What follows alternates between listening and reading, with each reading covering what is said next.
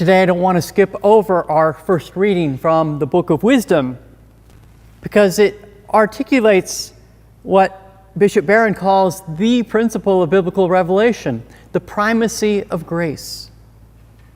The Bible is not just a story of our quest for God. Go to the spirituality shelves of any bookstore and you'll find hundreds of books about the human quest for God. But that's not our story. The Bible is a story of God's quest for us, how God takes the initiative. We can see this throughout salvation history. Look at any of the great biblical stories: Abraham, Moses, Samuel, David. It's always God who does the summoning, God who calls. The stress is not on our heroic quest for God. It is God who takes the initiative. And he does this ultimately in sending us his Son Jesus, who says with full magisterial authority, "It is not you who have chosen me, it is I who have chosen you." So we can see how the Book of Wisdom expresses this. She, referring here to God's wisdom, hastens to make herself known in anticipation of their desire. Whoever watches for her at dawn shall not be disappointed. Why? For he shall find her already sitting by his gate. So again, we don't just go looking for God. It's God who is revealing himself to us. Thankfully, even before we know or begin to seek after him. Our watching, our seeking is predicated on the fact that God is seeking us first. That's the primacy of grace. There's a great image in the book of Revelation, Jesus knocking at the door. Often we're thinking, well, I guess I better knock at the door of God. I better seek after Jesus. Well, what if the truth is that Jesus has been knocking at my door the whole time? Maybe the spiritual life isn't so much climbing up the holy mountain on my own strength, but rather opening the door to which Jesus is knocking.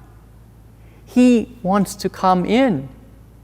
Allow yourself to be found. So maybe a more contemporary image. If God is like the pilot of a helicopter that's endeavoring to land, but he has to have a clear spot to land the helicopter. He's trying to land on the ground of our hearts. He wants to bring the helicopter in. But what's our spiritual life? It's clearing that ground. It's making that way. It's preparing a place for him to enter in, to land with his grace in our hearts. So God is not playing hard to get. He's not staying at a distance. No, he's hovering right over our hearts. He's knocking at the door. He wants to land. The wisdom of God hastens to make herself known in anticipation of our desire. Before we even seek or desire that divine wisdom, she is already making herself known. It is God who puts that desire and longing in us.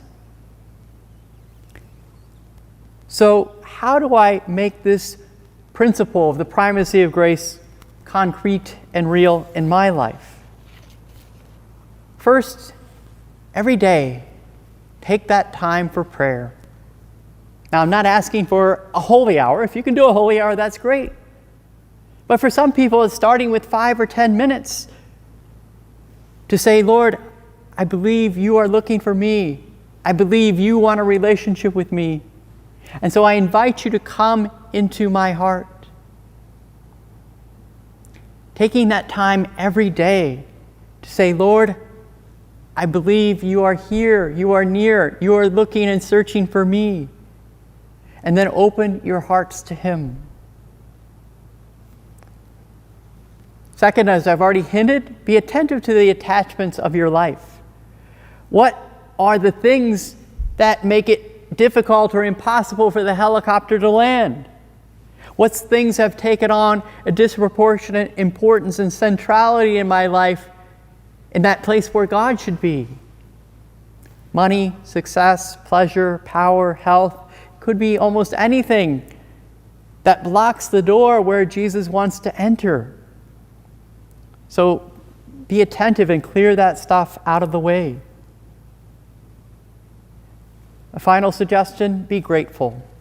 Gratitude for gifts given rather than a frenzied quest to be perfect.